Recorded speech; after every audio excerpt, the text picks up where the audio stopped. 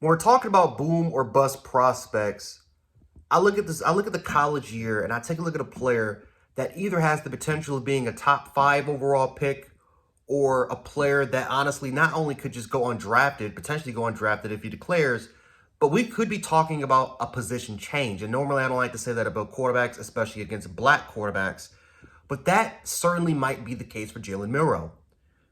I look at Jalen Milroe and I look at a guy that at 6'2", 212 pounds, and a guy that has a very, very muscular frame in his upper body and has room to actually grow weight without really losing a lot of his athletic tools, right? As far as the speed and quickness, explosiveness goes. This is a guy that by the time he gets to the NFL, or by the time he gets to the NFL, he might be around 220 pounds. And who knows if he can figure it out as far as fixing his mechanics, as far as fixing a lot, really just the basics of being a quarterback. This is a guy that could be a top 5 overall pick. So Jalen Milroe, in my opinion, out of all the quarterbacks that are in the Alabama room, but just particularly quarterbacks in the country, I think that this is the guy with the highest upside, right? People look for the Lamar Jacksons. People look for the Patrick Mahomes, the Josh Allens, right? They look for dual threat guys that can do it all, the Kyler Murrays, right? It's no longer they're looking for the pure pocket passers, even though they still exist. Guys like Quinn Ewers, and maybe you could throw Arch Manning into that conversation. But the Jalen Milroes are starting to become popular within, and again, we see a quarterback like Anthony Richardson, a guy that isn't even close to reaching his ceiling, completed around less than 54% of his passes, and yet he is potentially going to be a top 5 overall draft pick, right? If you can just show the physical tools and you can show at least some progression that you're coachable, you're going to be a top 5 pick. It's no longer the case where you have to be a Heisman Trophy or All-American caliber player to be a first-round pick.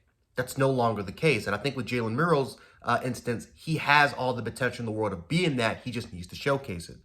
So some of the things that I like about Jalen Milroe, and then of course a lot of things that I don't like about him, but I'll start with some of the positives that I like about Jalen Milroe. I think number one, of course, is his frame. He has a very, very muscular upper body frame. The dude has, like, as far as his biceps goes, the dude has gigantic biceps that really pop out at you, right? When you take a look at his overall body type, it kind of reminds me a little bit of Derrick Henry, where where again a lot of that muscle is at the upper body, but the lower body extremity is kind of, it's not bad. It's pretty solid for the most part, but it nowhere near matches up his muscular frame. It kind of reminds me a little bit of Derrick Henry as far as that instance goes, but it works because that is where a lot of his speed, his explosiveness kind of comes from right there. So, again, it's able to really translate on the football field. So that's really, really good to see from him there. I think a second thing too is, of course, we all know his mobility. The dude has legit 4.4 speed, and not just a 4.4 runner. This is a guy that is a home run threat. This is a guy that's going to scare every defense if he chooses to go through a lane, and if the lane is wide open without anybody containing him, the dude is going to be a dangerous threat, even more of a dangerous threat as far as we're talking about Alabama quarterbacks than Jalen Hurts or even Blake Sims.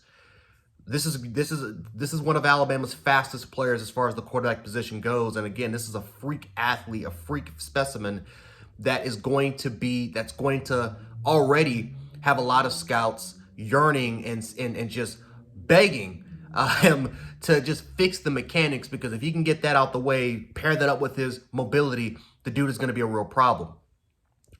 I think you got to love his elusiveness in the pocket. I think that's one thing about Jalen Milroe that I really, really liked about him, was the fact that he was extremely elusive in the pocket.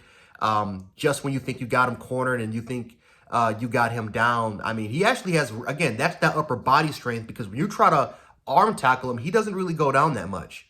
But he's very, very elusive, extremely elusive. Matter of fact, you can make an argument he's even more elusive than Bryce Young in the pocket. He's a little bit more quicker as far as his footwork kind of goes in the pocket. So I think that's, that's really, really good there. His ability to extend plays, that's an obvious one right there for him as well that I liked. He has a much stronger arm than what people kind of give him credit for. I actually think he has a stronger arm than Bryce. And what I kind of mean by that is that when you kind of go back and watch some of those games, more particularly the Arkansas game, there are a lot of times where he's not even throwing when his foot is even set. Like, he's throwing it off of one foot, or he's literally doing jump passes, but he's not, it's rare at times where he's setting his feet. And it's very, very important for a quarterback because that's a majority of where your power gets generated, or a lot of the accuracy. That's where a lot of that accuracy kind of comes from right there. But he doesn't really utilize his footwork as far as his throwing mechanic goes. And it's actually kind of impressive that there were a lot of times where he was able to become accurate as far as doing sidearm passes. Really relying a little bit too much on the arm, but he was still able to kind of get it there, right? A majority of quarterbacks in college, they need every single advantage that they can possibly get because they may not have the best arm. Jalen Milroe, I think, certainly does have that arm that, at least on the intermediate or screen routes that I was able to see, I mean, Jalen Milroe was able to have enough zip where a majority of quarterbacks, that's not even coming close to the receiver. So I think he's clearly shown that he has a lot of power within his arm. Again, maybe that's because of the muscular frame, but that's a positive to me, that this is a guy that, again, if you can just fix his mechanics, the dude can add a lot of zip, a lot of power behind his throws. I think another thing I like about him too is that his ability to squeeze balls through tight windows. I think, again, I think the A&M game was pretty much a showcase in that, where there was a few times where, again, he's not setting his feet. He's literally throwing off of a foot, and yet he's able to still throw through single coverage, sometimes through double coverage. And he was able to kind of fit the ball through tight windows. That's really, really impressive to me. So again, that kind of goes with the same argument that the dude has a lot of power behind his arm. I think besides that, though, he also has some really, really nice vision. And even though it's not perfect, again, he's no Lamar Jackson. I think he has some really, really nice vision. But as far as that strength goes, I think that's kind of where it kind of ends, because then you have to look at the weaknesses behind his game. I think the biggest one is that, again, he is not accurate. He is not accurate at all. And again, I could go down a long list of reasons why he's not really accurate, but one of the biggest reasons why he doesn't really know how to work as far as mechanics in the pocket, right? A lot of times he doesn't set his feet. He literally just throws off of his back foot, or there's times where he's doing jump passes. I think when you look at his motion to throw as a quarterback, it's kind of a little weird. It's a little bit off, and you can tell that it definitely affects his accuracy. So that's something that he actually may have to go back, work with a QB coach, and try to work on his motion. I think another thing about Jalen Milroe that I really wish he can kind of get approved on a little bit there is that he needs to stop panicking in the pocket, and that comes with experience. But he panics a lot in the pocket, right? When, of course, when those edge rushers, or when the defensive tackle, like when they're starting to kind of squeeze that pocket, he kind of panics. He doesn't, right? As far as scanning the field goes, that's kind of off, and he just decides to kind of take off, whether if it's going on the outside, or if he does see a little bit of a crease in the open lane, he tries to take advantage of it and try to go on towards it. But I think in the A&M game, I think what was able to happen was that the edge rushers were able to squeeze the pocket. He panicked. There was an open lane, and then A&M was able to kind of close it because they were baiting him, right? They allowed it the first couple times, and Milroe was able to take advantage of it through the first half with his rushing ability. But once they were able to kind of figure out that you can just kind of bait him, and you can, kind of bait him, have a spy on him a little bit there, kind of close those open lanes as soon as he's trying to take off for it.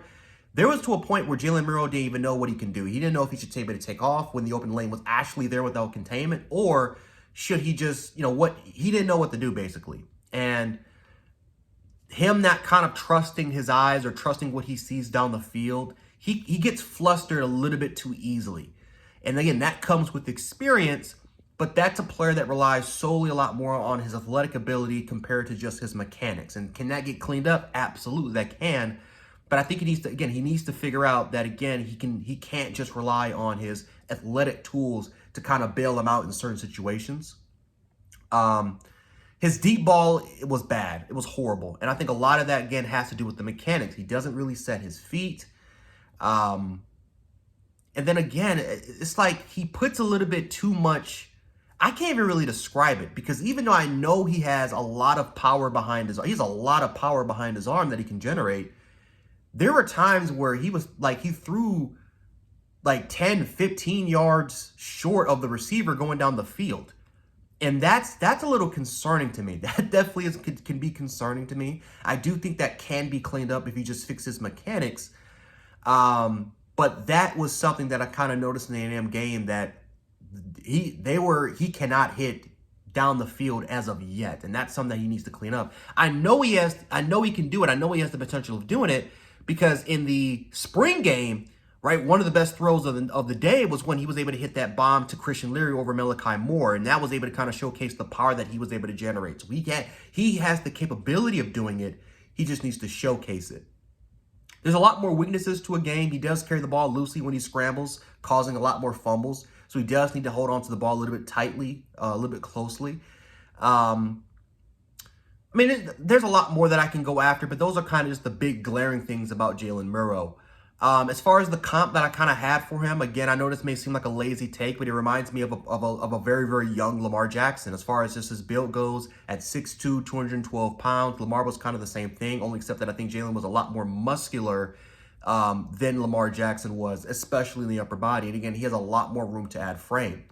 I think by the time he gets to the NFL, or I think at some point, I think, again, Lamar went through this transition, Jalen Hurts went through this, he's going to add muscle. He's going to add muscle naturally. And I think that could be really, really good for him as far as building a little bit more strength. But this is a guy that I think when we're looking at upside, when you take a look at a lot of the physical tools that this dude presents, there is no question this dude has top 5 potential written all over him. But there's a lot more things that he has to clean up, and we're going to see in spring ball and fall camp, and if he does become a starter in the season, if he can be that guy. Because if he can't be that guy, if he can't beat Ty Simpson out, this is a dude that's probably going to be switching to a different position. And I know a lot of Bama fans don't like to hear that, but that's just the reality of the situation. He has to get better as a quarterback. He has to get better. He needs to learn the basics. He needs to fix a lot of the basics, because if he can do that, again, do I think he's going to be Cam Newton? Do I think he's going to be Bryce Young or Johnny Manziel? No. But like Anthony Richardson proved, if you can just show a little bit more improvement, if you can just show the potential of being that dude, at least some instances that you can be that player, you can be a top 5 or top 10 overall pick. I think Jalen Milroe, I think a lot more teams are looking for those Lamar Jackson, Cam Newton, Josh Allen types. And Jalen Milroe definitely has that capability of being one.